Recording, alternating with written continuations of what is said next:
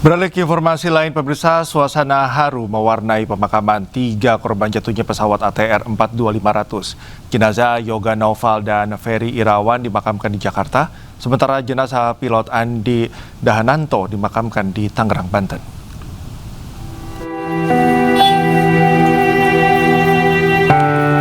Suasana duka menyelimuti tempat pemakaman umum Malaka, Durensawit, Jakarta Timur saat jenazah pegawai Kementerian Kelautan dan Perikanan Yoga Naufal dimakamkan pada Minggu siang.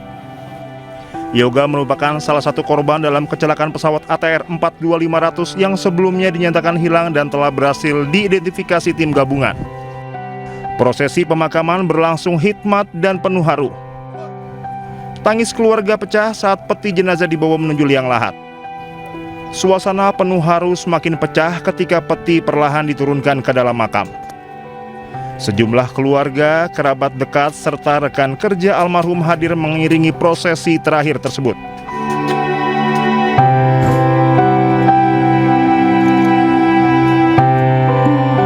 Sementara jenazah Ferry Irawan, pegawai Kementerian Kelautan dan Perikanan, dimakamkan di TPU Pondok Rangon, Cipayung, Jakarta Timur. Ferry Irawan menjadi korban kecelakaan pesawat ATR 42500 yang jatuh di Gunung Bulu Saraung, Sulawesi Selatan. Pemakaman dilakukan dengan upacara kedinasan. Sejumlah petugas KKP berseragam membawa peti jenazah almarhum ke tempat pemakaman. Kesedihan menyelimuti prosesi pemakaman saat salah satu anak almarhum mengumandangkan azan setelah peti jenazah dimasukkan ke liang lahat. Penghormatan terakhir bagi almarhum dilakukan seluruh petugas KKP, keluarga, serta kerabat yang hadir di pemakaman.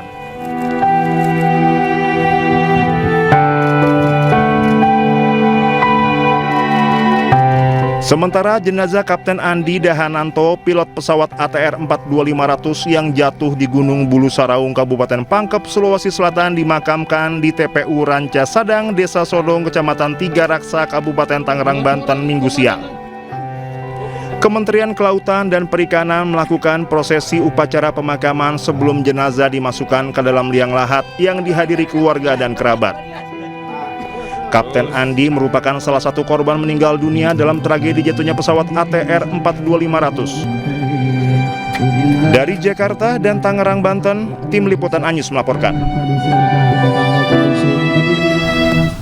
Diduga kelelahan, Menteri Kelautan dan Perikanan Sakti Wahyu Trenggono pingsan saat memimpin upacara penghormatan 3 jenazah korban pesawat ATR 42500 yang jatuh di Kabupaten Maros, Sulawesi Selatan. Jakarta, 25 Januari 2026.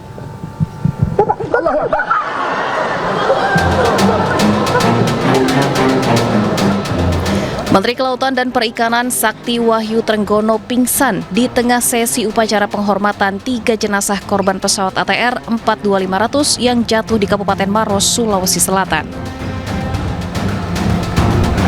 Menteri KKP Sakti langsung diselamatkan para protokol dan petugas yang bersiaga di dalam ruangan upacara. Sakti Wahyu Trenggono direncanakan memimpin upacara penghormatan terakhir kepada 3 korban pesawat ATR 42500. Namun karena masalah kesehatan tersebut, upacara dilanjutkan dengan dipimpin oleh Wakil Menteri KKP Didit Herdiawan.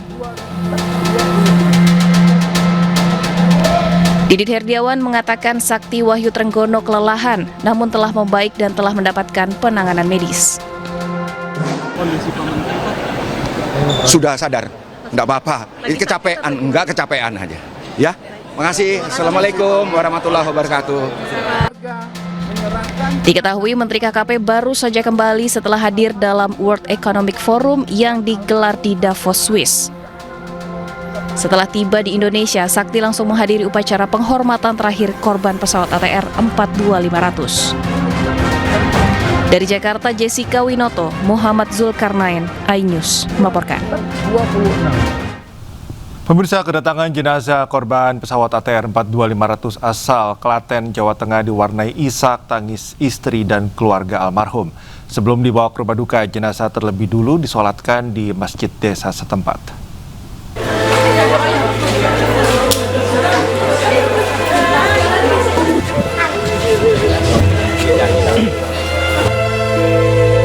Isak tangis keluarga pecah saat jenazah almarhum Restu Adi Pribadi, 39 tahun, tiba di rumah duka di Kecamatan Wonosari, Klaten, Jawa Tengah.